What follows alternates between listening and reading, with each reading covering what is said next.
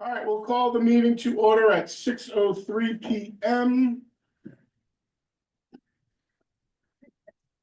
Kim, thank you for joining us. We'll get to your section in a little bit. We're gonna a few business items we're gonna take care of first, then we'll get right into it. So we'll look for an approval of the January 23rd minutes of 2025. I'll make a motion to approve the minutes. I'll second. Any discussion?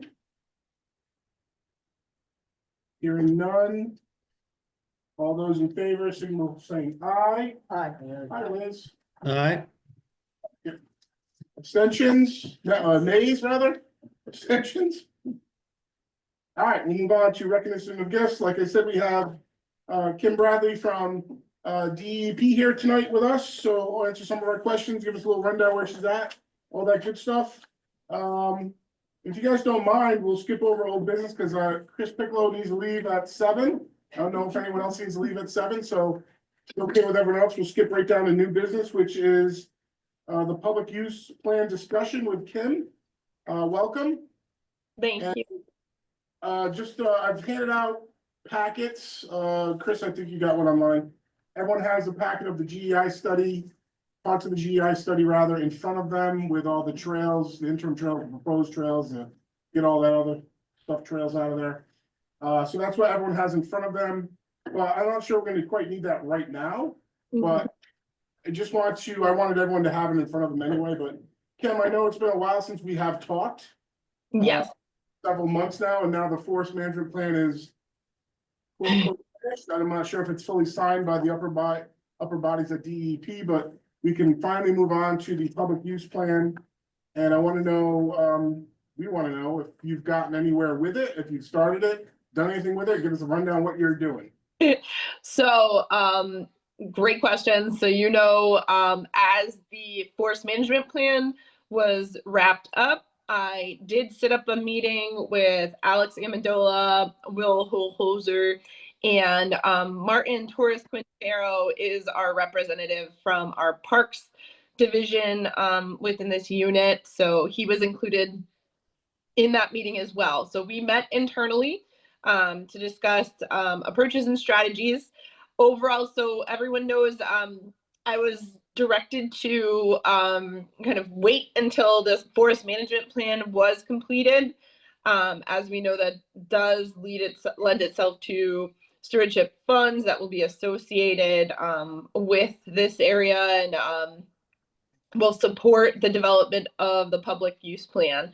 I think I've met everyone here, but just so we know, I am the only, full-time dedicated employee within our Trails and Greenways program. So our capacity, I do serve a role statewide. So there's been a lot of discussion, and I believe we are leaning in the direction of looking to get support, likely in the form of a consultant to support this development of this plan. As you noted, I do have the GEI review study. We have that information, huge amount of information for comparable projects that we've worked on within interstate lands. So we have a great point to start from. Our next steps, and Ray, I really appreciated you inviting me to this group, because our next steps were to set up a meeting with you, with our actual decision-making team, so the town as well as Will Holhoser, and essentially have a bit of a kickoff meeting to discuss strategy and approaches in development of the public use plan. So I've definitely gotten myself and continue to get myself up to speed on this project specifically. And what is beneficial is we're working, agency-wide within our environmental conservation group to have more alignment in terms of the approaches we take with these types of public use plans. So there's been a lot of developments internally within the agency that I think will benefit the work that we intend to do at the preserve. So that's where we're at. I know it's a lot of information, and essentially we haven't taken a large step forward, but we're ready to do so as you've laid out as well. Excellent. So I guess my first question is, when would this first kickoff meeting be? Is it something you're gonna email me? Is it with our whole group? Is it within just myself? Who's involved? So we are looking to talk with you at the town to determine the best approaches with that. I think talking with Will Holhoser and Alex, it seems that it may be beneficial to work with that top level group. We are trying to determine if it should be a separate meeting or if it should coincide with the meetings that they have scheduled. So that's kind of where we're at right now in determining the best approach to have the kickoff meeting. And is the kickoff meeting simply to discuss strategies, or do we have goals and objectives, or is that all laid out? Are we to come up with all that stuff? So I think that's the concept, is to come up with that and to also think about the approach we want to take and can take in the support process of determining how we'll support the development of the plan as well. I mean, because there's a lot of data to go through. Yeah. A lot. I mean, and a lot to consider when it comes to uses and trails and where they're gonna go now that we have, you know, our buffer zones, which ones we're gonna shut off and so on and so forth. And there's I don't think an hour meeting here with us is gonna solve any of those issues, right? So Yeah. I don't know how the approach, I mean, the kickoff meeting is great, don't get me wrong, that's awesome, but I think there needs to either be a subcommittee from this group or I mean, we're gonna be putting in a lot of hours as a whole group to do this, right? Absolutely. Yeah, so I think that's gotta be somewhat solved. Yes. Our goal should be to start putting flags down, right? And what the trails system should be. Yeah, well, yeah, I mean, so Kim, when you go into something like this, let me ask you this. So that the first question, I don't know if you heard what Keith said, we should be putting flags down where we think the trail system should be. So yeah, that's we need to do that, but is that one of the first steps? We're in your process, what's the first step you want to do in this? So in general, when we're approaching and working on any state land and looking at the uses, so especially in this scenario, we have to take the information. I know that there's been some work in reviewing the capacity for the broader range of uses here. So we have, tons of public input and survey data. We've got the data on the existing conditions. And I know, I'm not sure if Alex Amendola is there tonight, but one of the points to make is that there are changes in the existing conditions from when this occurred. So we understand that there are some additional trails on the ground and items that have to be addressed from that standpoint. When we're working on state lands, particularly, we have policy 310, which is our multi-use trail policy, and it provides a bit of an outline in terms of the way that we approach this. For trails specifically, we tend to want to know, and like we said, huge amount of data in this situation of what our existing conditions are. So that's kind of the mapping landscape analysis step that we take, pulling all that information together, getting a full understanding of what exists, what environmental constraints in this scenario are. So taking into account those buffer areas and so forth, taking into account current metrics of level of use. So there's some different approaches we've taken to look at that. And then at that point is when we all sit around, really determine and figure out what the appropriate approach to take. So when we're dealing with state forests, we're starting to work within Connecticut. Bottom line, in Connecticut, we don't have state accepted guidelines for trails. So we look at the existing resources we have from abutting states. So we'll look at guidelines from Massachusetts, from other areas. Our Bureau of Natural Resources tends to use things like trail density as a metric. So how dense do we want the system to be? What is appropriate for the recreational experience as well as protection of natural resources? And then we'll get down to really evaluating what trails should be maintained, what should be closed, and what a formal system will look like. So it definitely takes a lot of steps, a lot of effort. And what I will say is we have had very well experienced and engaged trail planning organizations work with us on some other areas to help put this plan in action. So I have a question from page 5. It says that you're talking about state managed land. So is this state managed land? How does the town of Old Saybrook connect with state managed land? I thought it was a partnership. It is a partnership, and that's why this is a very different condition than what we have on a standard state park or state forest. Thank you. So I had asked Alex for actually last week. Alex came to our last meeting. Alex had some outstanding questions that we had asked and they was gonna get back to us. I had asked him last week if he had those answers. He did not get back to me on some of those. But one of those questions was trail density in Yep. relation to Massachusetts standard. Did you talk to him about that or so I think that's kind of one of the first steps we need to know, like, we have 28 some odd miles out there now. Do we need to get down to like 10, 12? What are we looking at? So.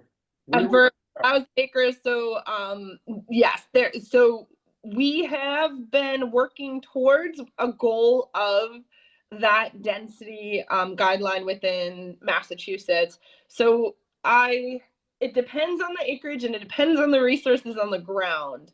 So we do want to, particularly in this situation, tend towards a low to moderate density. High density is what we would usually implement in more of a park setting or something that has a very high recreational focus because of the resource protection needs, forestry management needs, as well as recreational access.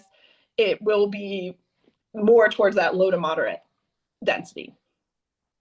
And in that case, I think it's a little challenging because that is a metric evaluation of density. So I'd have to do a bit of a calculation to get to you, but I can definitely have that answer for you within our next meeting. Ray, just definitely keep me on this list. I'm more than happy to continue participating in these meetings as we have this as a focus. That'd be awesome, because we're gonna need to be a part of every step of the way, because as you know, we give our recommendations to the CMC, so we're at a very important step on what needs to get done here. And I appreciate the fact that you guys talked about us in your meeting to involve us, and that's important. But we got to figure out how to mesh that together a little bit more. Absolutely. Absolutely. If that's a weekly meeting, a monthly meeting, whatever it may be, but we certainly want to have this process done as quickly as possible. We've been waiting 10 years to get to this point, and we know trails are growing by the day, and we need to really get control of it. Absolutely. I think you know that. So it's really important that we get it correct, number one, and do it as quickly as possible, number two, because there's a lot of misuse out there. I definitely know, and I know we're working on a different property that the Trust for Public Land supported acquisition, and now they're taking more steps, learning from the process in some of these other areas of the need for that interim step to come up with management strategies before we get to this scenario. So definitely understand where we are here. Okay. I have a question if I can. Yeah, go. It's off to this is, by the way, this is not a means presentation. This is the usage. Well, I know, but Yeah. it's hard Yeah, I to know. go here. Yeah, here, there. Kim, this is Susan calling, speaking, calling too, whatever. When I'm looking at this, I'm looking at, several angles, so to speak. You're looking at, the total use plan includes just about everything that can be used in that forest. And then we're looking at right away the trails, because that impacts how you totally use the preserve, or how many different groups can use that preserve for their interests. So how are we going to do this? Divide it by this subject over here, meaning the use and trying to figure out how many groups and types of interests they have, and then go to the trail, or do every time we meet, we incorporate. And I will say, the conservation easement on this property really does lend itself to the broad range of trail uses. So we definitely turn back to those dictating documents for determining use. And in this scenario, I think it's very clear through the public engagement process that there is a need to try to provide access to the broadest range of trail users. So we will, I think, we can talk more about that, but I think the intent here is to look to a multi-use. So equestrian use, cycling use, as well as hiking use. So that, instead of dividing those up, we're gonna always incorporate them into our pool of discussions. So what we'll end up doing, and what is done in a lot of our trail planning processes, is looking at the needs of those different user groups and how they work together. So we'll definitely, I think that the trail system as a whole will be intended for a multi-use aspect. So we can determine that as we move along, whether there's ever any need for certain areas to be restricted to a single user group and have more broad multi-use areas. We're going through a very similar process in Mono Pond State Park, working with some partners on that. So definitely getting an understanding of the need to do that. But overall, I think the trail plan will be more comprehensive of the overall trails. So it definitely takes time, and it takes some scoping to determine the exact approach to be taken. Every property is a bit different. And like we said, with the collaborative agreement between the town and the state here, it's very important to understand and work with this group in defining that. And a couple other things for this group too. I wear two hats. I'm the park rec director, so we have abutting lands to the preserve, so we need to be a part of that group, and certainly I want to sing on that. And Bob Nussbaum, who's on the call, is from Essex Land Trust, and his trails connecting to ours too, so he needs to be a part of the discussion at the table, I think, as well. Do you agree with me, Bob, on that? Yep. Okay, so Bob's another person who needs to be involved, I think, in the kickoff meeting, and I can send you his email so he is aware of that too, and whether or not you have other people too, Bob, that need to be involved on your end. I'll figure that out. Yep. Okay. Absolutely. Okay, good. Some other discussions we've had here too, it goes a little bit farther than just trails. Like there are some bridges in there that need to be worked on, and we had talked about bridges that have either special meaning or look a certain way or architected a certain way. I'm sure you had this in other places too. That's another concern of ours, and making sure the bridges are safe and look good and have their proper uses. And I don't know if the state has certain standards for bridges or they've used a certain type. I don't know. I wish we had better standards. I will say that, but we're definitely, and my hopes is projects like these will help guide us to those standards. I will say we don't have many specific standards for bridging. I do have some examples and groups that have been very beneficial. I know if anyone's ever been up to Weber Woods in Cockaponset, there's some great examples of bridging there that are full multi-use accessible. So we can definitely determine that along the way. We don't have any like laid out plans of requirements at this time, so I will note that. In the meantime, we have had a push here in town for a lot of stewardshipness within our parks, and certainly within the preserve too. And we are in need of shutting down trails immediately. So I guess what I'm saying is we're going to start shutting down some trails anyway. They're just in some areas that they don't need to be. Does the state have a certain standard for shutting down trails that we should adhere to? So we should definitely connect on that. We've been working on some trail closures, and we should definitely ensure that there's full communication between the state and the town as that is headed moving forward or discussed. First of all, we want to ensure that it's communicated broadly to the public and understood that there's a rationale and a reason. So we have worked towards developing signage that it can be temporary, but basically being able to clearly communicate the necessity for some of those actions. And I have some good examples of what we've done up in Nepal State Forest, up in the northwestern part of the state, where we've actually used, basically the logos from partner organizations for in that. So in that case, it's CFPA, New England Mountain Bike Association, as well as DEP. And we've co-branded that to show that the trail closure is intended for, habitat protection or so forth. So we're working on that in other parts of the state. Definitely something we can work on together. The other piece is that we've had some situations where in our working forests, there's been some closures using live, essentially live trees that are cut. We try to avoid that. So there's definitely best practices in trail closures that should be taken into account, essentially brushing in, trying to, disclose trail entrances, working from those connections into the center section of the trail. So I could provide some of that information and, potentially even get on the ground as some of these groups are doing it to try to help establish good practices in doing so. Well, who's gonna do this? I mean, are we gonna hire someone to do it? Are volunteers gonna do it? How is this gonna happen? Do what, the plan or the The closure? closures. Closure, so, for example, Chris has volunteered some of his time to go out and do some closures of trails. Okay, I have signs that I've made up that say trail closed for restoration and soil erosion control, oh, good. right? So we have a Y on our signs, like we had talked about. We just know some of those trails go through some sensitive areas that they don't need to go through. They might be cool trails, but they don't need to be there, right? So, we just wanted to get those done. So one question I have is, I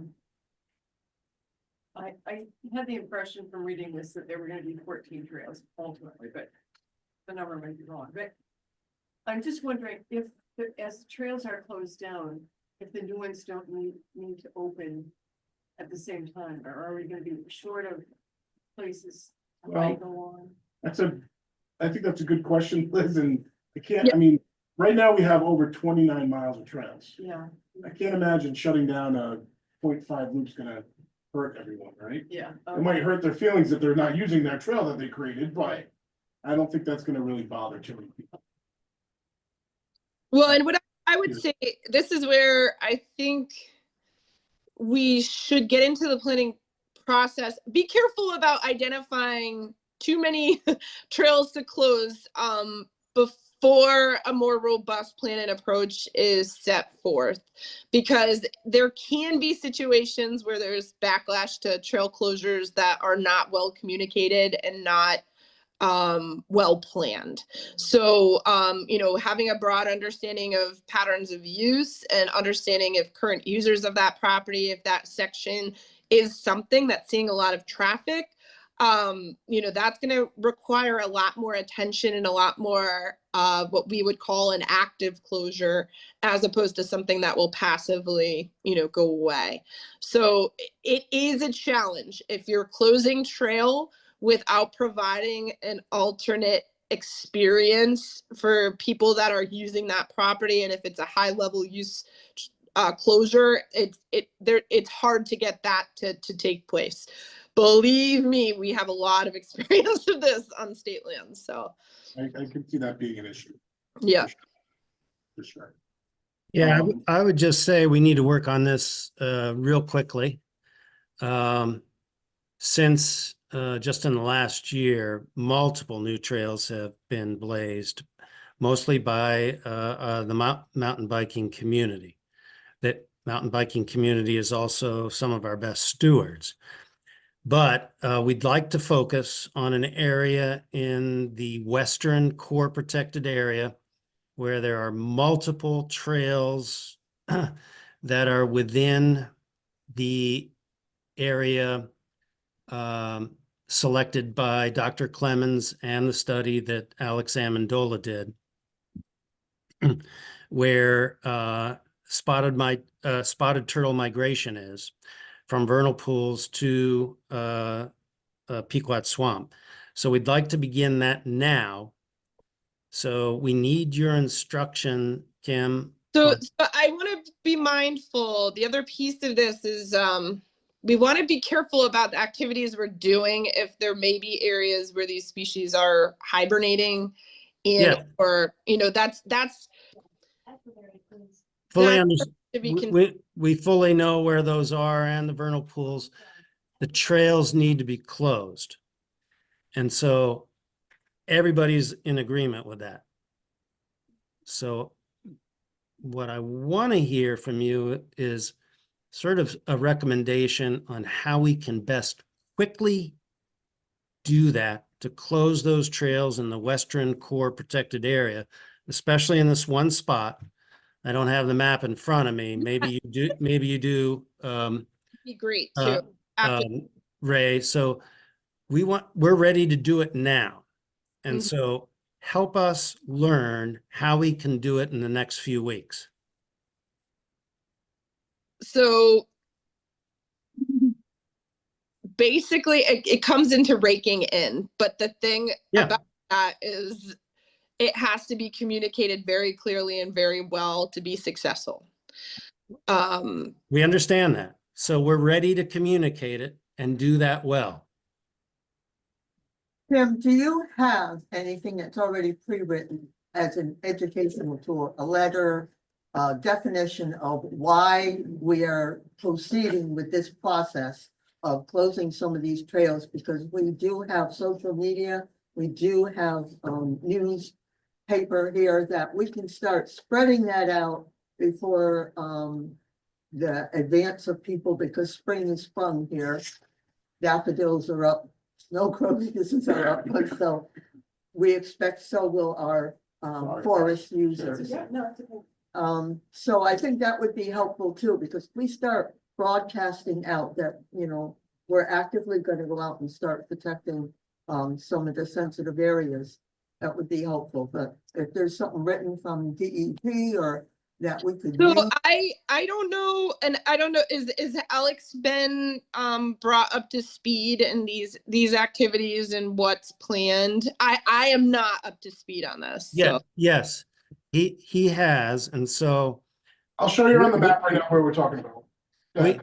we have a good list, and Keith on our committee is part of the New England Mountain Biking Association. We have a good list of mountain bikers that are responsible, that use the trails, and we can quickly hold a meeting with the mountain biking community and invite them to that, to let them know why and where we are going to close down the most sensitive areas that are problematic for the migration of the spotted turtles from the western vernal pools to Pequot Swamp.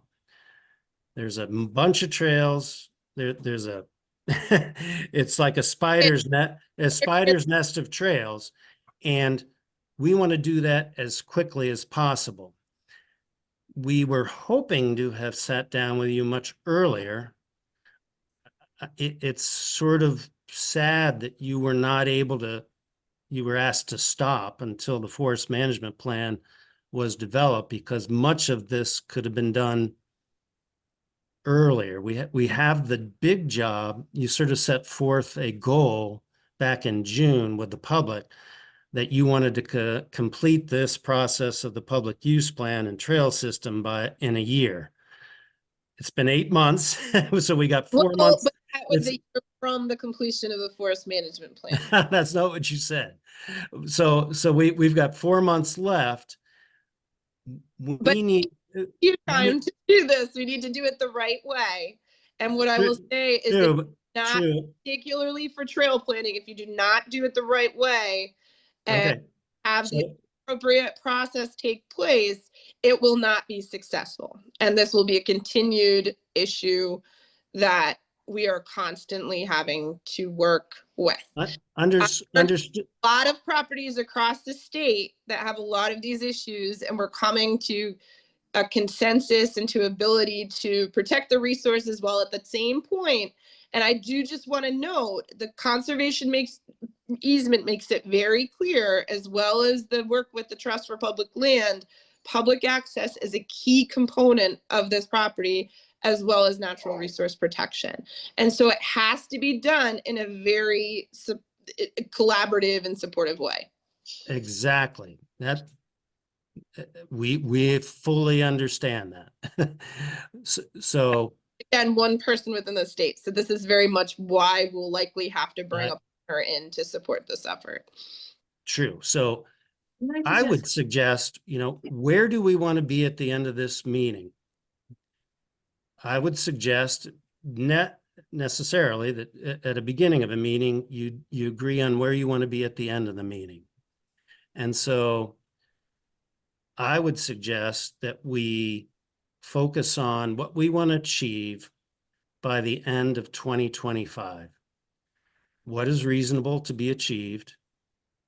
What are our goals? What are our objectives? Who's going to do what? And I don't know if this needs to wait for this large meeting that's to happen shortly.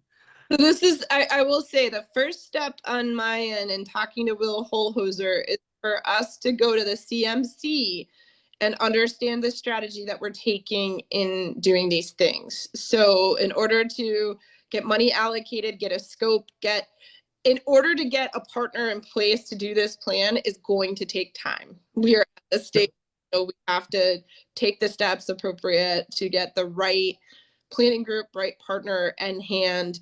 Again, ton of data. So we have a lot of information to work from. It's very different from working from, bare bones as we have in other locations, but it definitely takes time.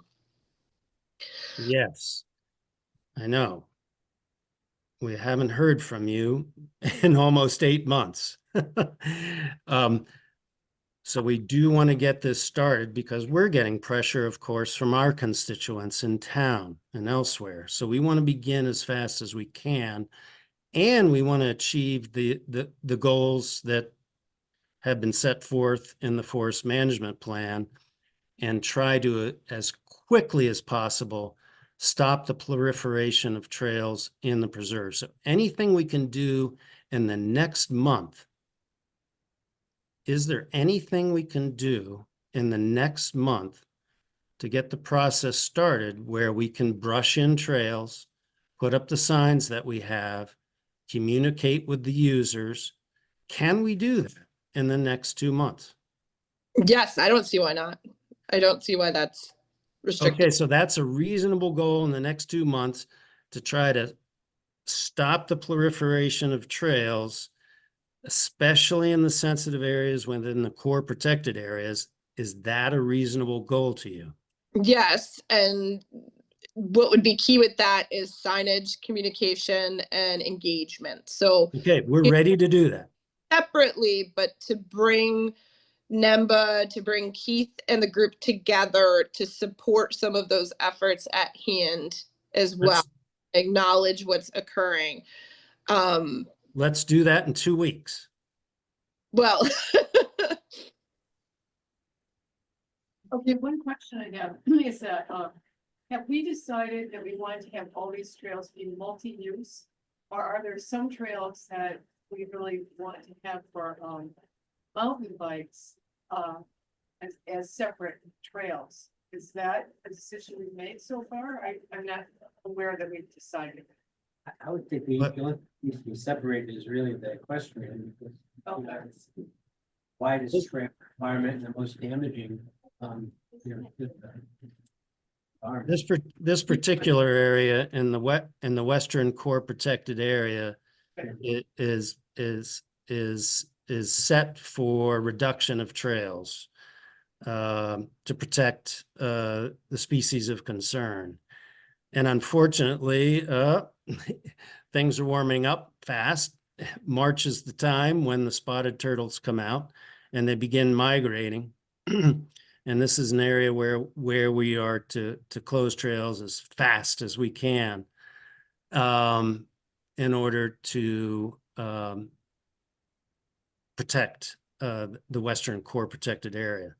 So I'm hoping that we can have this one goal achieved in the next 2 months. Just Bob, yeah, I mean, it seems to me, Chris, stop me if I'm off base, but if we had a punch list of the things that need to be done to successfully, actively close in a well-communicated fashion, the Western Core Protected Area, that list 3 months from now is gonna just look just like that list looks today. It's not gonna change.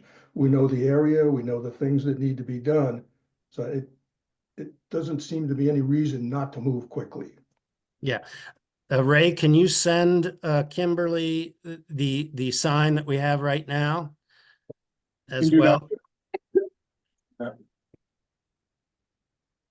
Because we're ready to send teams out there to brush in and close as soon as we can do the proper communications to the user groups. But I think we're ready to schedule those as fast as we can.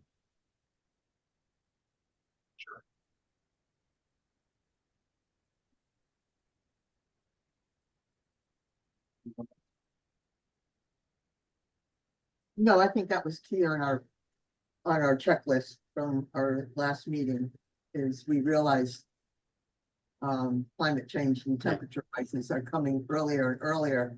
And our backs are against the wall. We feel we're good stewards and we want to do what a steward is supposed to do, and that's protect those lands.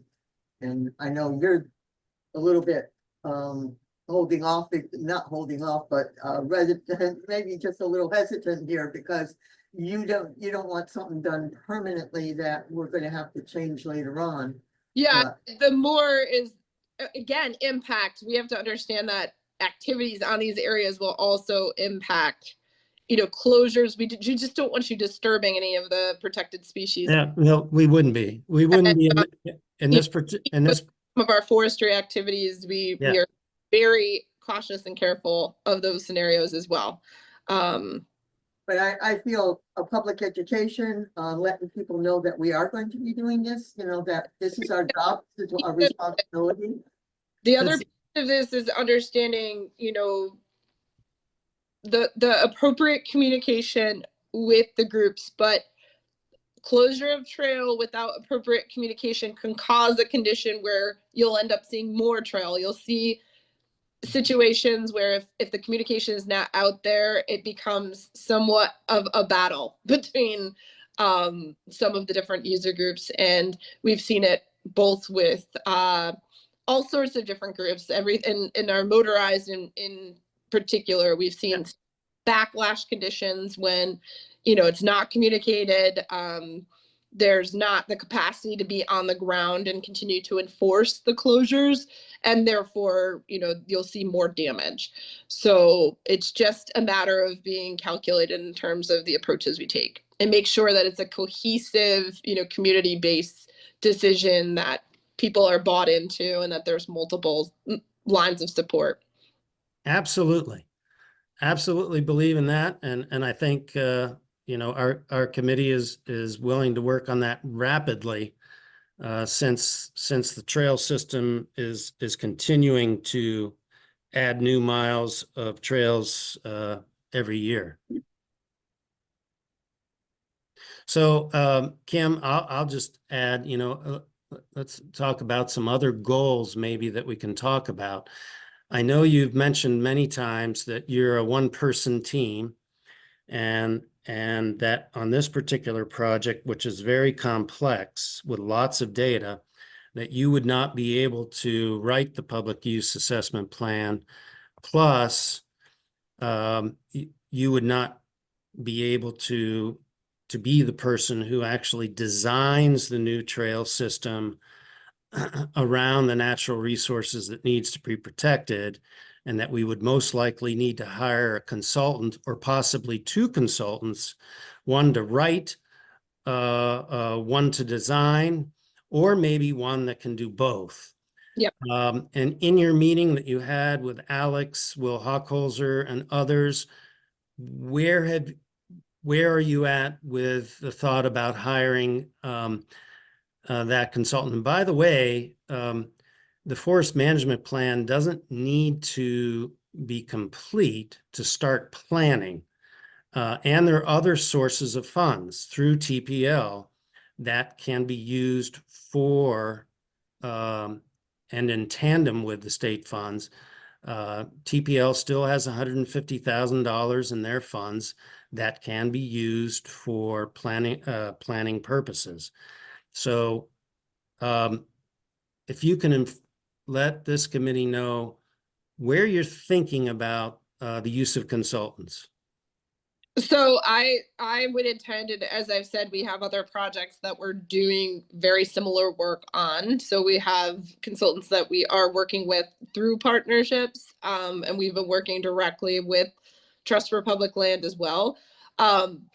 Just to go back one statement you made, Will Holhoser is the CMC. They guide the direction, particularly, we have a decision-making process within DEP. That was what I was provided, was that the forest management plan needed to be completed. We need to have sign off on that all the way up through our leadership and then continue on. So totally understand where your perspective is coming from, but that's the direction and the approach that's been put forward within the agency. So we're definitely taking the steps. We're at the table, we're doing the work, but we need to kind of follow that process as laid out. I see, I think there are many different consultants that can do this work fully. So particularly, like I said, we have a lot of baseline data here that could be worked through. So there are groups that specialize in specifically these type of approaches, and we can work with. Again, that has to be a determination made between the town and the state per the partnership. And so I intend to have a very clear scope, like you said, the goals we've laid out. So we most certainly will go through what our expectations, what we're asking of a consultant with this group before we would move forward. Can we begin now vetting those companies that have the capacities and the expertise and the willingness and ability to, in 2025, to take on this task? Can we begin with what I would say, don't need an RFP, don't need a full description of all the tasks that need to be done, but we have a pretty good grasp on all the data that needs to be assimilated on this complex projects. Can we begin the vetting process now? So my understanding, I have to understand where the funds are coming from. If they're coming through the state, we have a very specific process we have to follow. So if those funding are coming through the state process, we do need an RFP. We do need to be fair with consultants in terms of how it moves forward. I'm talking about just interviewing, not just interviewing potential consultants for their interest, their capacity, their talent pool, their ability to do a project soon in 2025, 26, not an RFP stage, a very early stage where we're analyzing their interest, capacity, and talent. Can we start that process now? I mean, essentially that's reaching out to people and saying that this is going to be coming forward. So I have to check in on my end. We have to be very careful. Believe me, I administer a very large grant program, and I know that the ethics in terms of the state, we have to be very careful of what we do. So it's not to say this group can't be reaching out to groups that are experienced in this, but from my end, so we could, representing the town and advising the town, we could begin doing our own vetting of numerous trail designers, for example, just really to bring them up to speed on what's happening. Are they interested? Do they have the capacity? Do they have the talent pool on board with them to do the potential job in front of them. It's sort of a preliminary interviewing step. I wouldn't say interviewing. That's where I'm getting uncomfortable with it. It's Well, I mean, this is Ready. the ad hoc committee, not the state. This Yeah. is a joint effort, and we could take on that part of it. Well, Chris, you also have to be very careful on the town level. You can't allude to a company that they would be able to get this job. No, I'm not alluding. We are. Certain companies, but you can't say, hey, this is the project verbatim. You can't tell them that stuff because it gives them an advantage when it comes to bid time. So that's what she's getting at, that's all. Mhm. You can still talk to them by all Yep. means. Yeah, that's what I'm saying, is that we've developed a large list. We did this a while ago. Yeah. Of developing a long list of potential trail designers. And so I'm trying to see how we can get a jump on the process. Kim, can I ask you this question? The forest division uses certain contractors to do their work within their parameters. Do you have the same type of people that you use on a common basis? We do not at this time have, a subset list. It is So it's something you 40 grand. because I can bring that up to my leadership because I think it's something that has been it's been discussed at this point. There's enough of a need of it, so definitely willing to bring that up to our leadership. The true RFP process when you go out for any of these. Right now, yes, and all by all means, we have not done an extensive amount of them. Since I've been here, we've actually moved forward more than I understand in my history. Before I started at the agency, so it's definitely been momentum building since I started in my position.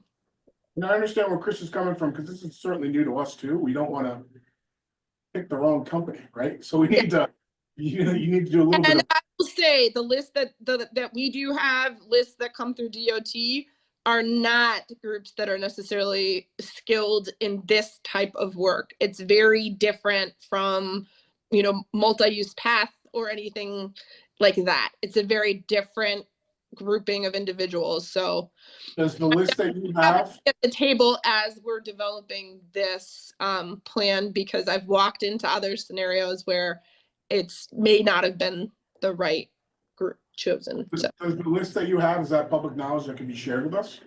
we don't, I can look into it, but I am not aware of, a contracting list. I could ask our Bureau of Outdoor Recreation if they do have that. Okay.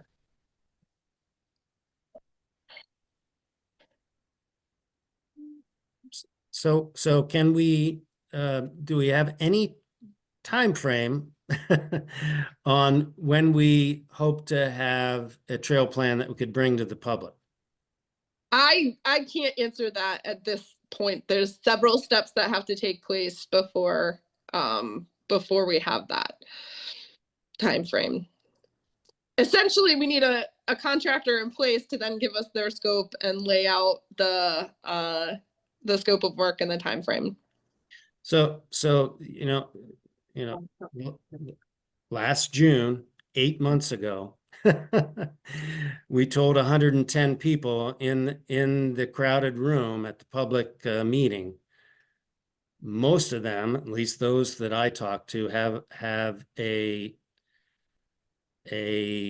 belief that there's something that's going to come forward in 2025 based on that meeting. Is that reasonable based on what sounds to be like a lot of bureaucratic hoops that we have to go through, a lot of communication coordination?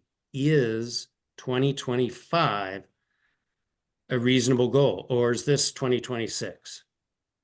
I would think it would be more towards 2026. But I think that we could have, with focus, with attention from our CMC, and support, through our agency, which again, definitely part of what your group can do is to help me communicate up the importance of this. we can show significant progress by the end of 2025.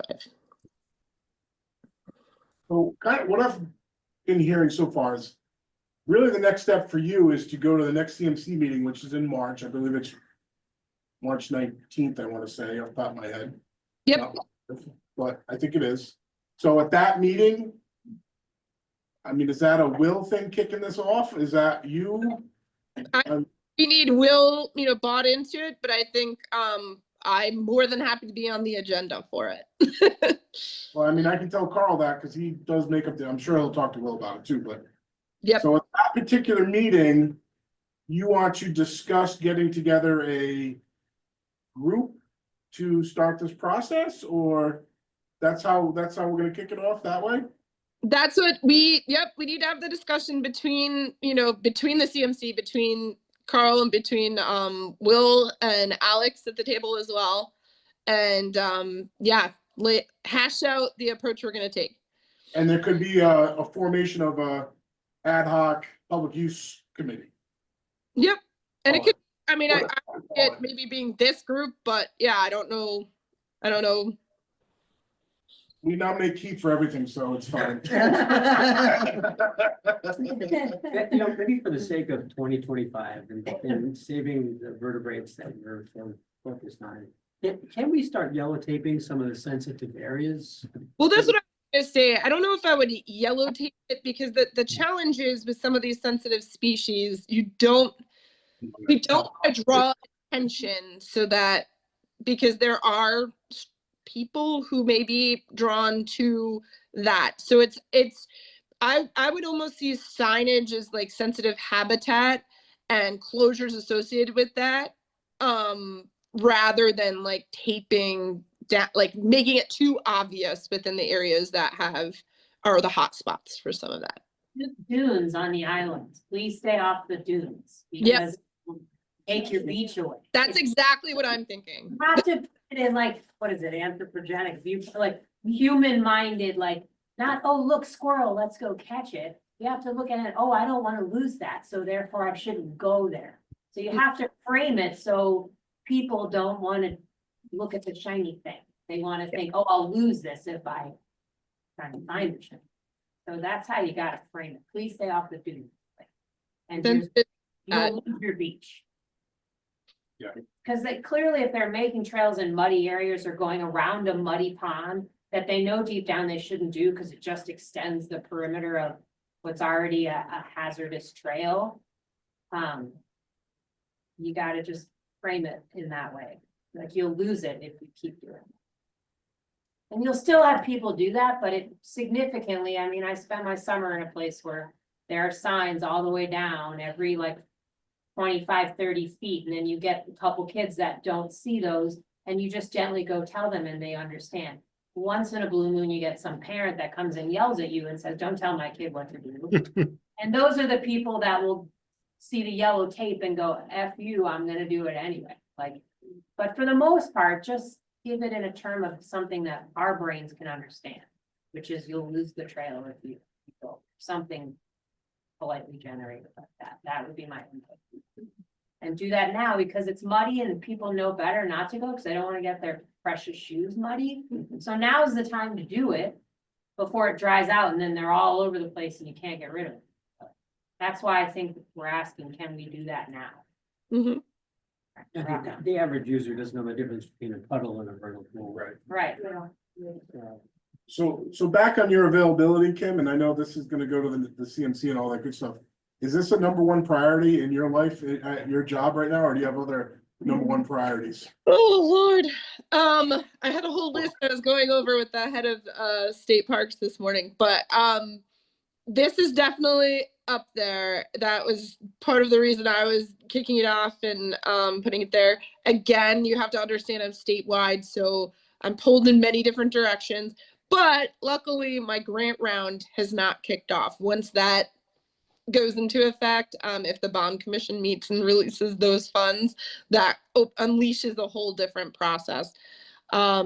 So right now I have time to focus on it, but there are many projects I'm working on. So we need for staff. that squeaky wheel, very loud so that your priority list is our priority list. That's right, that's right, Sue. Okay, Squeaky wheels, that's okay. Well, just on that note, and I heard you say you need more staff. Yes. And so I understand you have a lot to do. And that you're a one-person team. So we need to figure out with the talent that we have among all the groups, how to achieve some of our outcomes that we want. So Absolutely. there are, as Ray mentioned, we're a partnership. And there are a lot of talented people on this committee and within the town staff on the land use department, et cetera, that can assist with this effort. So I think there's a tendency to try to look among the state folks that all of the actions and steps that have to occur to get this done have to be done by the state folks. But I think you can delegate tasks to other people in the town, whether that be town staff in the land use department. Carl would have to approve of that, of course, or to our committee. And so keep that in mind when you're thinking about, people time and people ability. What we are lucky with this group, I work with a lot of groups just like this. So definitely understand that and definitely very used to these type of groups overall. So whereas our forestry division may be a little different, I work with groups like yours all of the time. So I will not be shy from that for sure. And as you can tell, we're ready to go. And I don't blame you. I was out, Chris, we were out there years and years and years ago and we were doing the documentation report. So yeah, if I ever came to the state agency and found out that we weren't much, that this hadn't progressed at this point, I understand. The Trust for Public Land or some other group like that partner with us to really do some of the vetting that Chris is talking about. Yeah. That the state can. Just for public land and That's actually the setup we have going on. I encourage you to reach out to them and talk to them as well. It's kind of a project we're working on in Mono Pond State Park, and it's this very similar setup. So, Trust for Public Land is essentially, other than the funds that they have, which are about 150,000, and they want to use them for implementation at the preserve, they have no staff or time dedicated to preserve any longer. So their involvement with the preserve, I would not expect any additional time.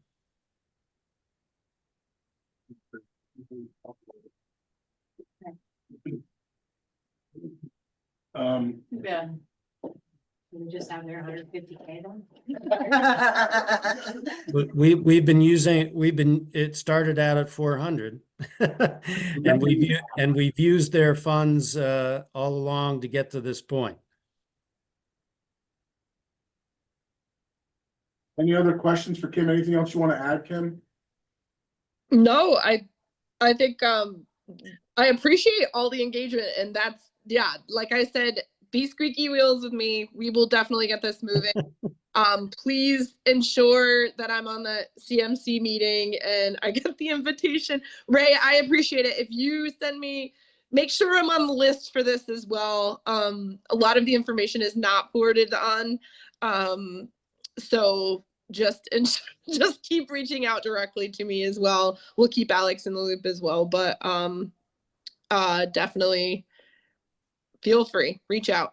Let's get this moving. I agree. Good. Perfect, thank you.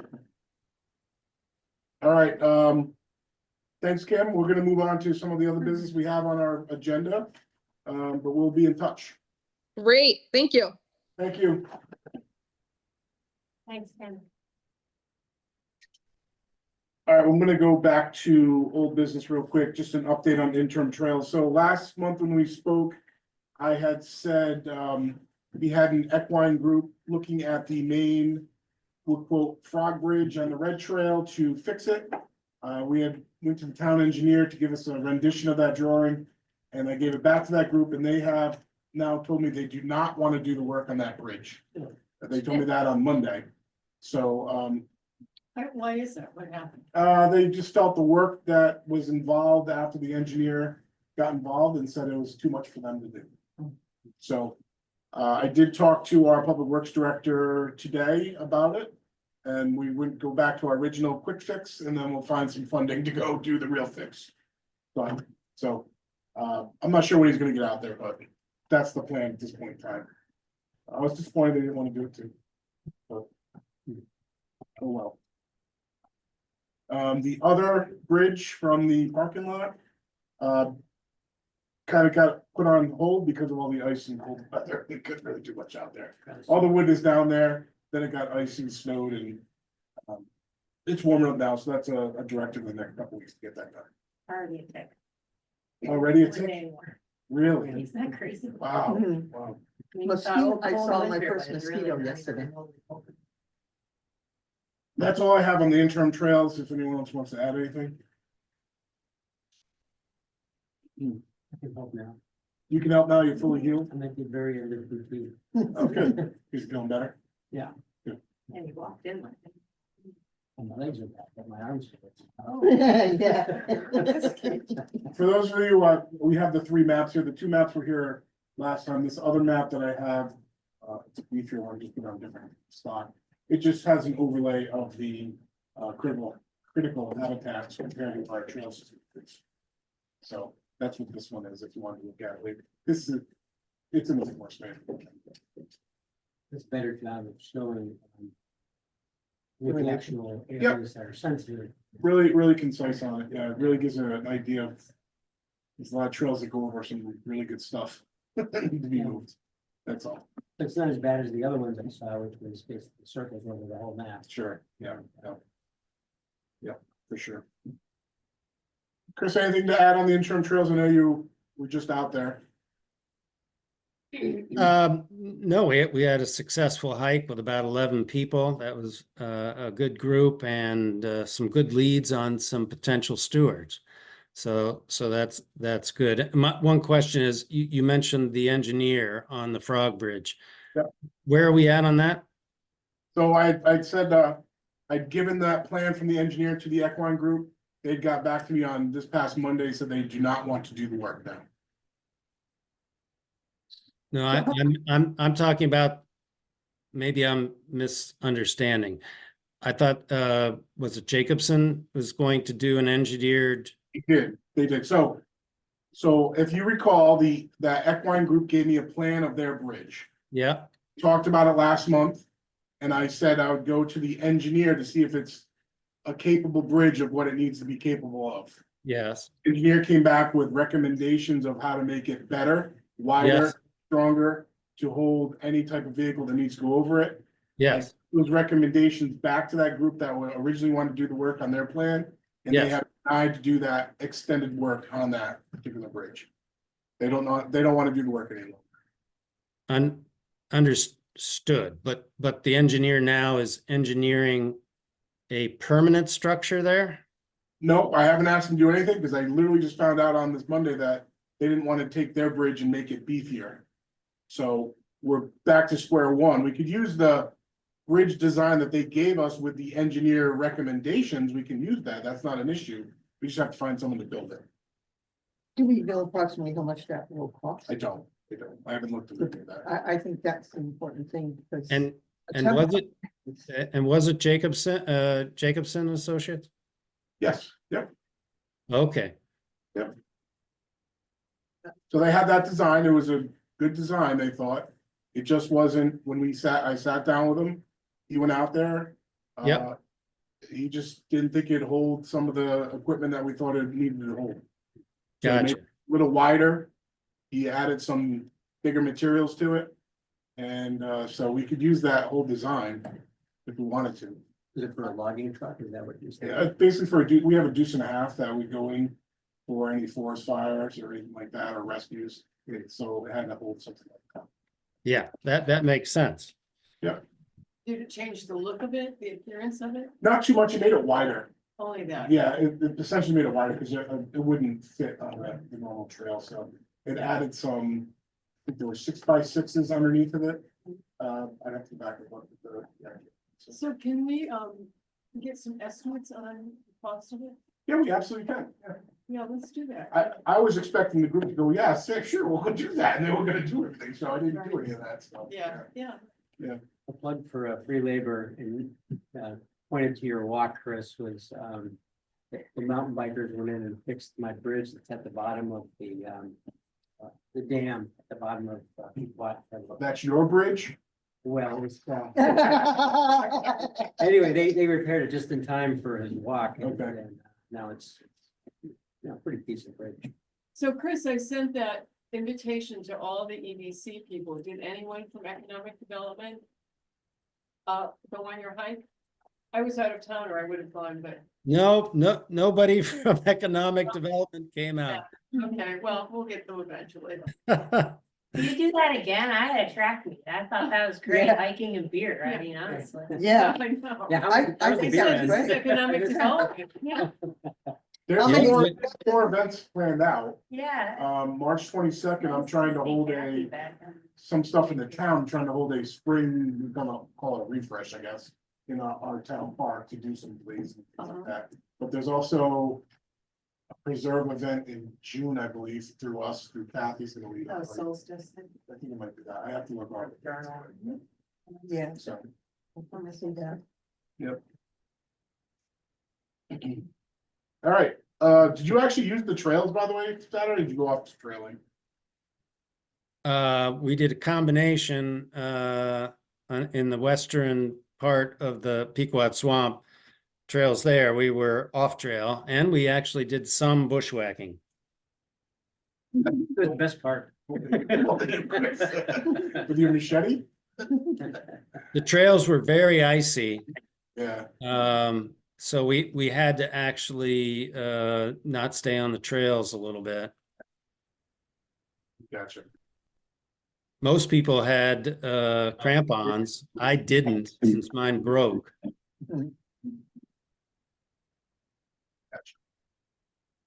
Anything else on interim trails?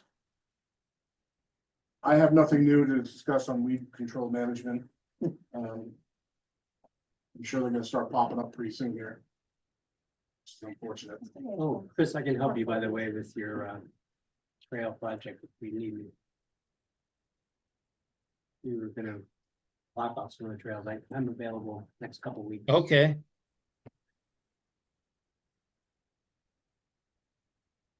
Mountain bike discussion. I don't know. But going back to what you just said. How do we want to spread the word of what we want to try to accomplish with closing off some of these trails? I think we should just do a blanket statement on various social medias that this is needed as good stewards of the land, that people may encounter several trails being closed or changed due to protection of habitat, etc. Let's start repetition. You have to keep saying that message over and over again. Yep. So I think that's really prominent. Let's get it out there before spring springs. So what about Harper Days?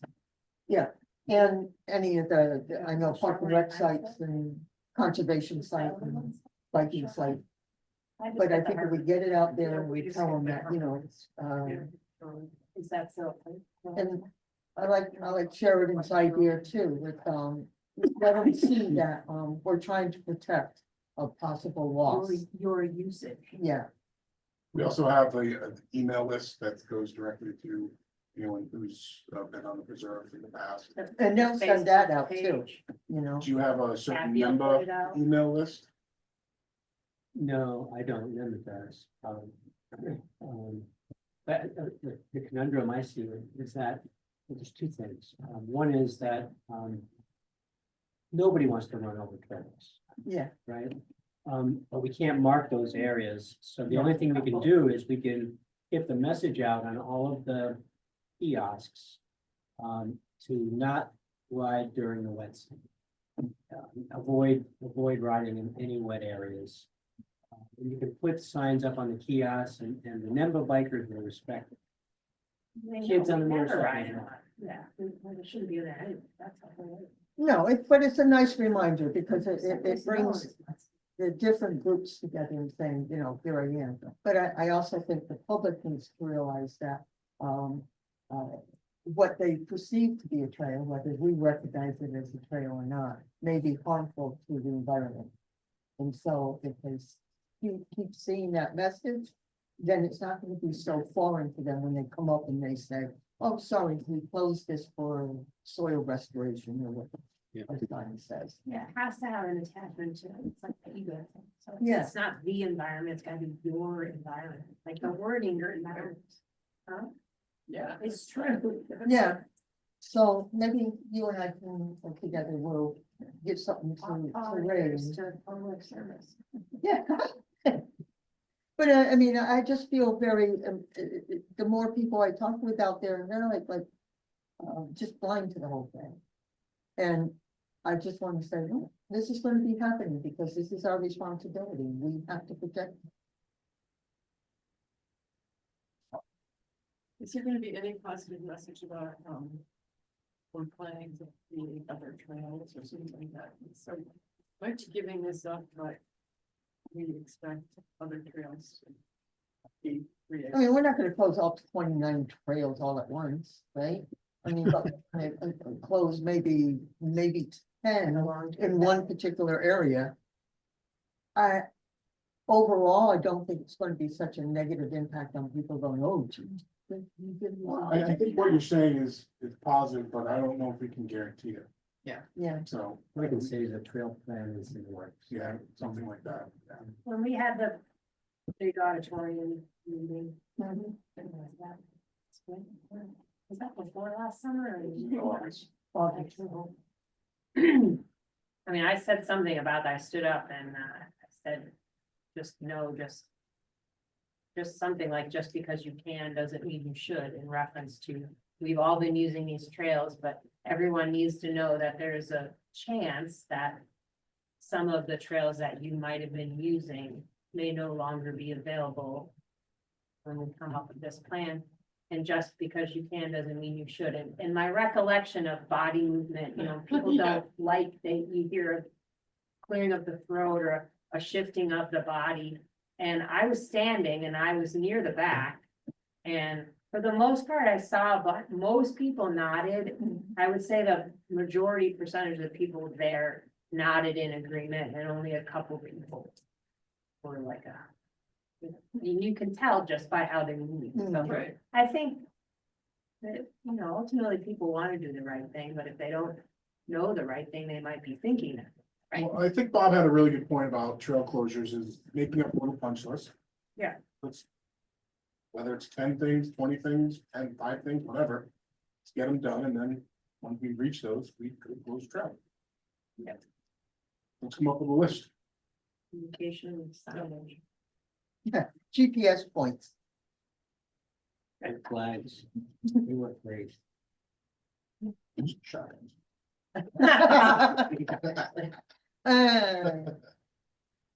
All right, traps. anything else under old business? Back to new business, do we want to talk any more about the steps of the public, I mean, just go back now, I mean, we're here, do we want to talk anything else about that, or we're good? We know where it's going next, so. Eversource mitigation discussion, again, I tabled it last month. I didn't know where we were, and I didn't talk to you, and I didn't talk to you, Sheridan, about it, so I don't know if you've gotten anywhere on each one of your little projects. For the pollinator. Yes. Yep. Well. Chris put something out that. Was it, when he did the initials, Clemens, that you had sent out an article or something. about that parking lot having reference to some species, so that I need to make sure about. And also I was told on my side, when I brought it up on the conservation meeting, they've just been canceling them in winter because we're on the agenda, I guess. Because we didn't get grants with it. So I haven't been to one since I think December maybe. And I either brought it up in November or December, whatever the next meeting after we met. But that I needed to speak with the town. They are the ones that mow it. Sure. So they didn't want anything that they had to take care of. Well, I'd like to try to button this issue up by next Yeah. month. Right. So we can get something to them before we run out of time here, so. Let's make it a priority for next month to get some real data down here. With this, But how do before we get too into the public use plan. just how do I work between that and also where I was might be some protected. I don't know where that. I don't think there's documentation of where that is, and I think it's already gone because the parking lot's created. That was before Oh, the okay. parking lot. And I saw that, I was like, oh, yeah, I got it. Just off track, but how do we get, facilities there? Now, is that, Westbrook side, and they have these nice picnic tables. And we have the, grassland behind the thing, but how do we put a facility in there for an outhouse? Just something simple. Because I think it's gonna be needed. And I think if we keep going down the road with all this other stuff and not do that, because I was in there and I was picking up garbage, and I have one of those little, claw things.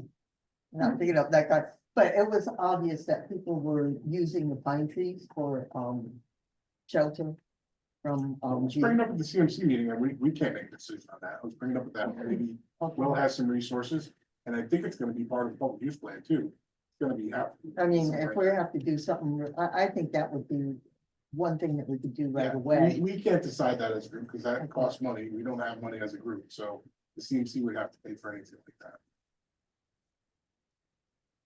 Well, yeah, house queen and old Saybrook, so I'm just saying. You know what, as far as like the town, our town guys are working on a thing in the town, don't.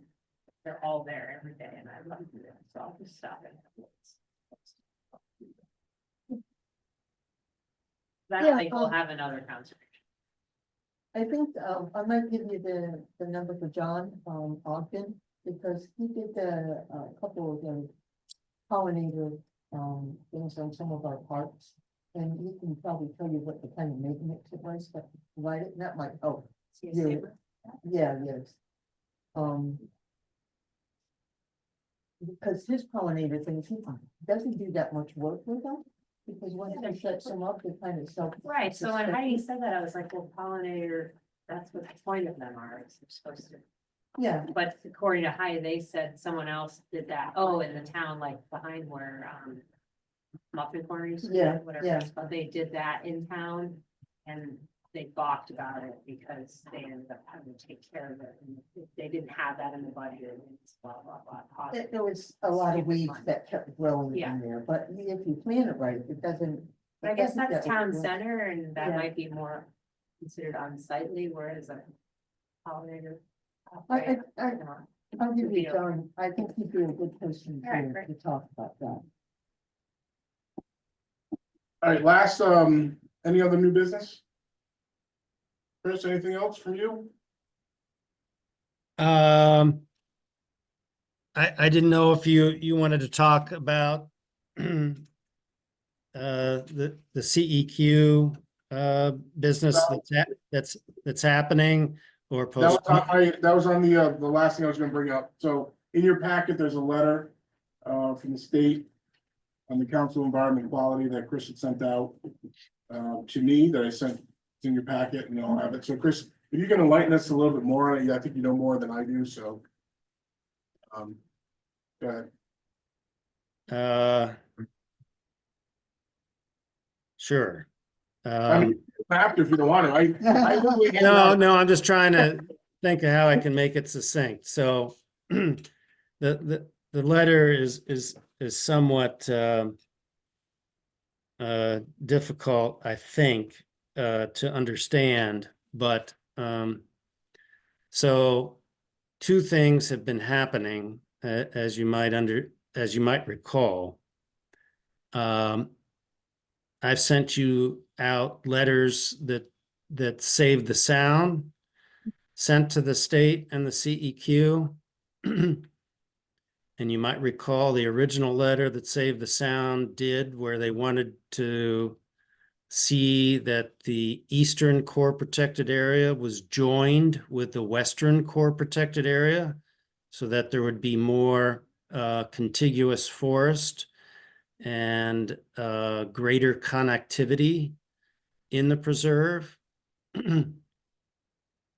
This led to the lawyers at Save the Sound to write a letter. You could call it intervening through the Connecticut Environmental Protection Act to request that the preserve state forest state management plan go through the SEPA process. And I sent you all an explanation of what that SEPA process is.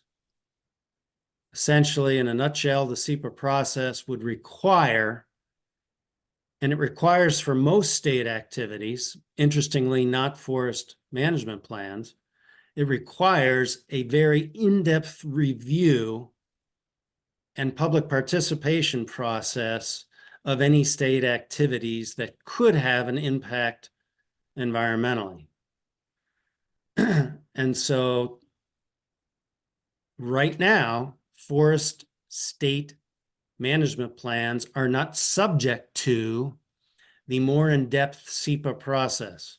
Save the Sound has approached the state asking that all state management forest plans be subject to the SEPA review process. I singularly acted on my own by filing my own complaint letter, which I sent to you, saying that the preserved state forest is a very good example of where forest management activities, as originally planned, could harm the natural resources of the state, including amphibians, reptiles, invernal pools, etc. So I did that letter to the CEQ, which is purely an advisory committee, and I sent you the link to review the members of that committee. And the letter that I sent out to Ray and that you are looking at is sort of the culmination of the CEQ's review of both Save the Sounds letter and my letter. And that has gone to Will Hochholzer's boss, Christopher Martin. Christopher Martin has pure authority in whether Deep Forestry Division responds or not. I'm sure they'll respond that subsequent drafts of the forest management plan have resolved our concerns about potential damages by forestry activities to wildlife, flora, and fauna. But as we've talked about before, we have said, and we said it at the last CMC meeting in December, that we still wish to pursue connectivity between the eastern CPA, core protected area of the preserve, and the western core protected area, and we gave them many options. There was no discussion among the CPA about our ideas in December, if you recall. They went ahead and approved the plan as is, and we are in a position of either continuing to pursue our desires for connectivity. We'll see what happens with Christopher Martin's response. There should be a response. So we have to decide sort of our course of action, what we want to do as a group. What we've never done as a group, and I had mentioned it once before, is taking what I called before the scorched earth method.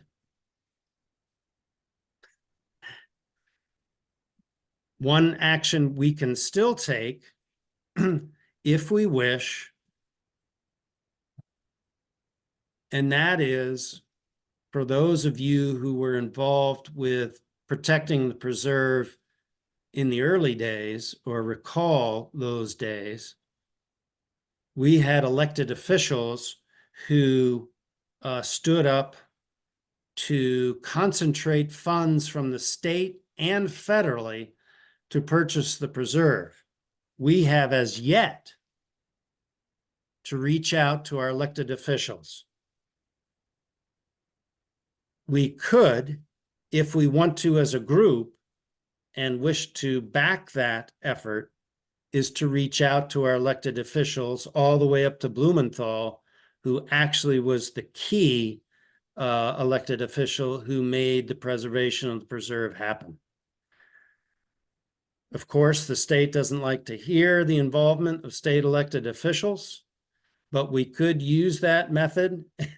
And it's been, especially with Dick Blumenthal, it's been called the scorched earth method, because if he gets a bee in his bonnet, he will scorch the earth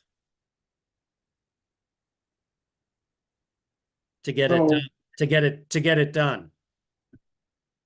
So for me anyway, does this hold up what we need to get done here in the preserve? Number one. And do we need to make a decision? You need to make a decision after you hear from what Chris Martin says, correct? Well, one of the outcomes could be that they decide to put the preserve through the SEPA process. That would mean a delay in the forest management plan. And they would open it up to the more intensive SEPA review process, which I outlined in an email to all of you before. So it requires a well-disseminated disclosure to the public that an event is going to happen, where there will be a public hearing, not just a public meeting, but a public hearing, that everybody's input, meaning their public comments, will be responded to. Most of the respondents, the 30+ public comments, never got a response back that their comment was received, nor did they get a comment back saying that what the disposition of their comment was. As you might remember, Kathy Conley was blocked from doing a press release about the event last June. There would have to be, in the SEPA process, a wide dissemination, both in the papers, online media outlets, that an event was going to happen where there would be a public hearing. All of the public comments would be posted on the internet and widely for everyone to review. You might recall that Alex Amendola took all the public comments and he did not put in the plan each and everybody's comment verbatim, which is required in the SEPA process. He then distilled them from his own lens, from his own perspective, from William Hochholzer's perspective, and presented that to Carl Fortuna. Carl Fortuna did not read the public comments, did not have the advantage of seeing all of those comments because of what the state did and chose to do. Remember, in the first place, they weren't going to have a public meeting in the first place. Then other agencies in the state would review and comment on the plan. So we were told that the Division of Wildlife was going to review the plan and make comments. We never heard from the Wildlife Division. Then there's a decision to put it through what's called an EIE, an environmental impact evaluation, which requires scientific review from all of the agencies within the state, review by the Office of Policy and Management, and then there's a final decision. And they could still say, we're going to go forward with the plan as is. But it's the process that was avoided and has been avoided in all forest management plans. And I have asked as an individual that I think it makes sense that forest management plans be a part of the SEPA process, the intensive review process.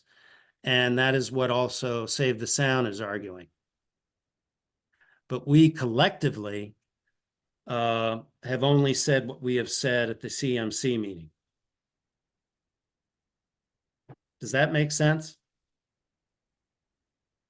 I understand what you're saying. I didn't have a chance to respond in the email that you sent me.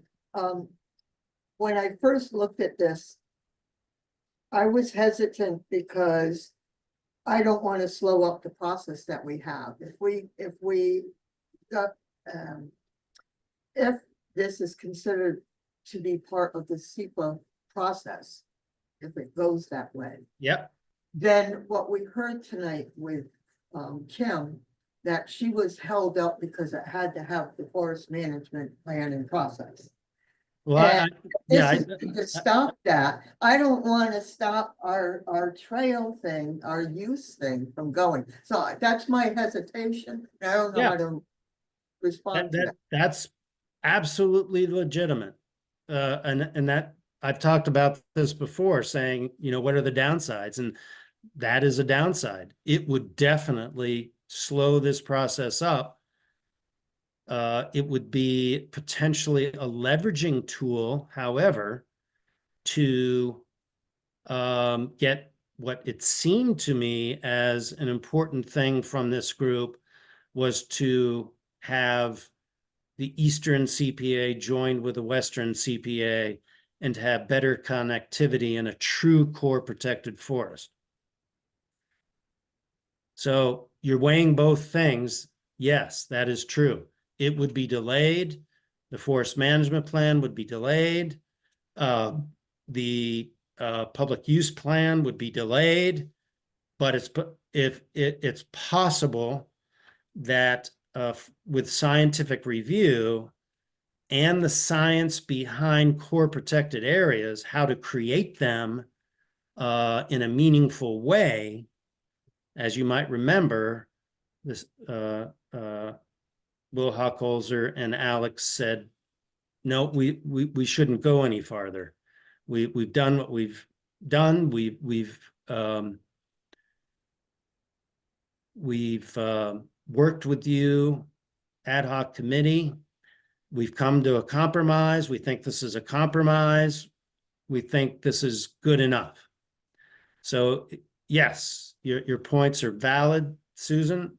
And then there's the other side of the coin where conservationists believe that these core protected areas as currently drawn do not substantially protect all of the wildlife, flora and fauna that depend on those core protected areas because they're too small. Yeah, I mean, don't get me wrong, because I've been a conservationist ever since I was able to breathe and walk in the woods with my dad, but I'm conflicted here because we have waited almost 10 years to this point. And then I feel we have a responsibility to our taxpayers and people who voted us for this. When do you say when? When is when enough in time? Yeah. But I mean, if I didn't have this time frame of oh my God, we're gonna stop right mid-road when we're starting to get some roads, I would jump on that bandwagon and say absolutely and be throwing that flag in everybody's face, but for me, Chris, I believe in everything, the positives that you're telling me, don't get me wrong, but I believe we have a responsibility here to keep moving this thing forward. And if we hesitate anymore, then the very areas that we're trying to close off to save, special species there, may be harmed, and Yeah, that's what conflict is, and I am truly conflict with that. yeah, I'm conflicted as well. I have said that before, that we're in this dichotomy, we're in this difficult position after working at it for so long. Yet we're hearing from some scientists, if you go back to Save the Sound's letter, comment that was made to the state, their conservation biologists said these really are just so-called in quotes, core protected areas. So, as a consensus of this commission, what do we feel that we should be doing? Well, I'll say this. So this says draft on it, Chris. Yeah. It doesn't have a date on Hey. it. Is it, this is actually sent? It was, yes, on the 26th, yesterday. Oh, okay. So is there, obviously, we have no idea what a turnaround time frame is on this, so. I don't know, if it's already been sent, I don't know if a consensus of the group needs to be made, Okay, because it's already there, right? I think we need to know what his decision is going to be before we make a decision, right? Does that make more sense? You can't just say, keep going forward and go, oh, take the letter out. It's already there. Yeah. So I think we need to wait to see what Mr. Martin has to say about it and go from there. Just one more interesting point about the SEPA process. So I can only surmise why forest management plans haven't been part of the SEPA process. That's a whole nother story. But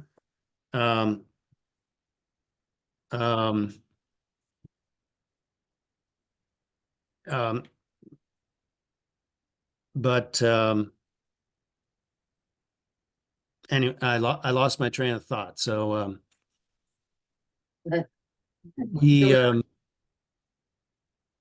we should probably make a decision about whether we want to move forward with this in any way.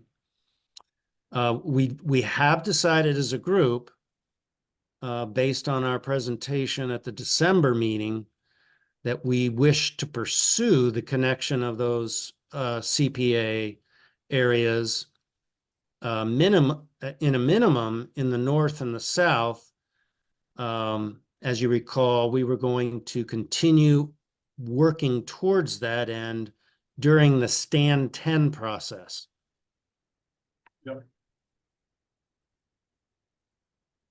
We already mentioned that to the CMC. I'm done with my advocacy work as far as the CEQ is. Now it's Save the Sound working on their own. Oh yeah, I now remember what I was going to say. The SEPA process, the Connecticut Environmental Protection Act, which allows not-for-profits to intervene in commission hearings and in court, allowed Connecticut Fund for the Environment back in the day when we were trying to save the preserve to intervene. And the SEPA process allowed for the protection of the preserve because Connecticut Fund for the Environment with its lawyers were allowed to intervene. But now that act is under attack.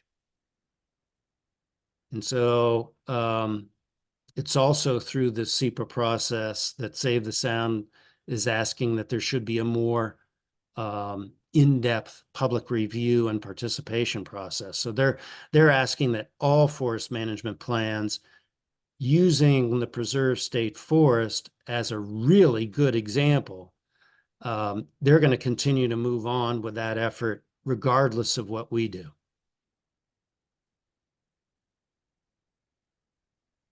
Why didn't they just go for this without that extended process? I mean. I can't hear you. I'm sorry. So why would this process be approved anyway without going through that extended process? I mean, it seems like a reasonable strategy. What would keep them from supporting it? They want to get on and move on with harvesting stand 10. Okay. They're done. They put a lot of work. Did put a lot of work into this. This whole plan has now been delayed 3 years while the Clemens study took place and the core protected areas were determined. The 2 core protected areas were determined around vernal pools based on their productivity. And we do have 59% of the preserve that will become a de facto old growth area, while the rest, 41%, will be subject to sustainable harvesting.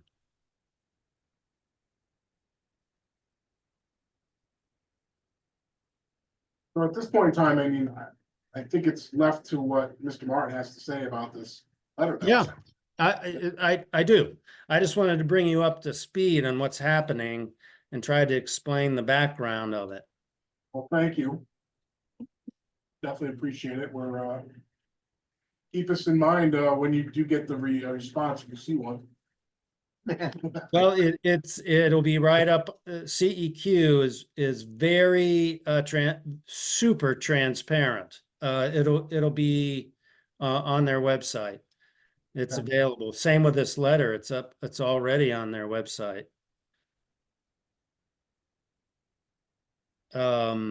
So hopefully I wasn't too hard on Kimberly earlier. I think it's fine. I think it's fine. This here. It's fair, and it's, at least we're moving in a positive direction. Yeah. We are, so that's a good thing. We're just going to need to press continually is what I've learned. You're gonna have to call and email and constantly be on top of both Kimberly and Alex. I do have a question, Ray, whether you heard back from Alex on any of our requests for the information we asked. No, he did not get back to me. I emailed him. It was either Thursday or Friday of last week. I was hoping to get a response. No. Yeah. I did And, not. you know, and I have to say, the whole construct, the whole context of Kimberly not being able to work until the forest management plan is finished is absolutely bullshit. There's no reason why planning couldn't take place, talking about goals, objectives, actions, who's going to do what in advance, because we're not spending any money. The whole construct that Will is working around is the forest management plan has to be done until the state's attorney general's office is going to allow any of their maintenance fees to be put towards the public use plan and the hiring of consultants, etc.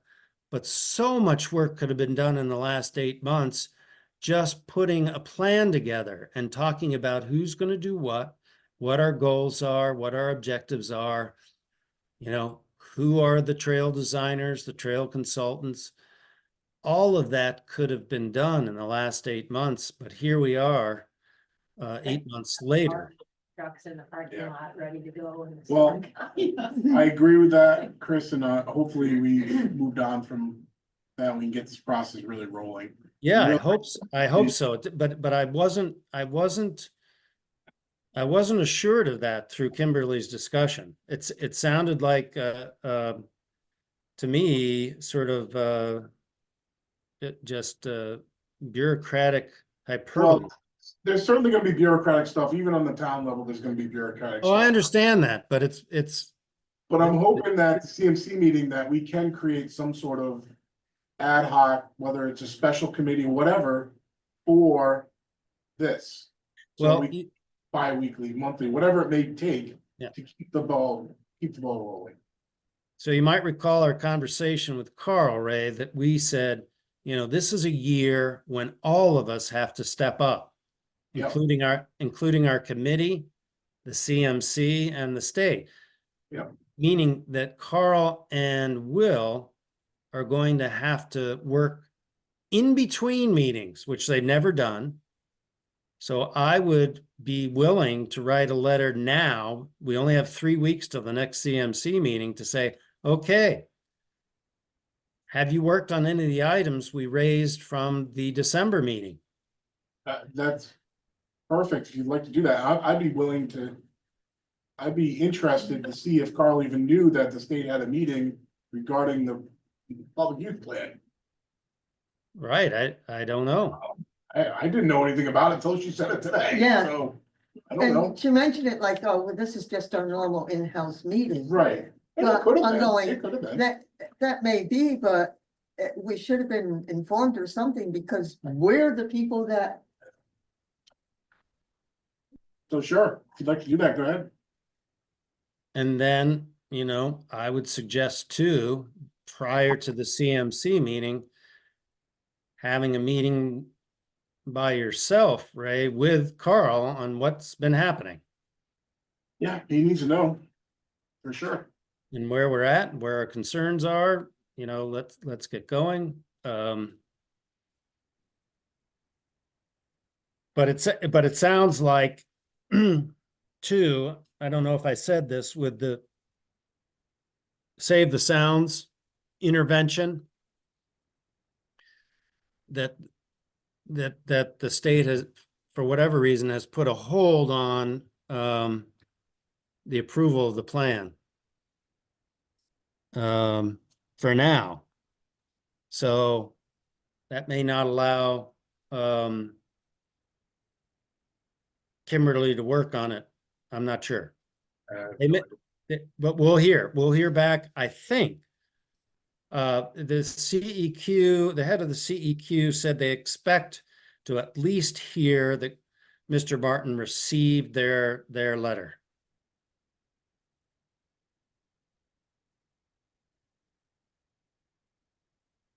All right, so I guess we wait to hear back and then we'll see more for the CMC. Motion to adjourn. Second. We shall adjourn. Thanks, Chris. Thank you, Chris. thank you, Chris. Thanks.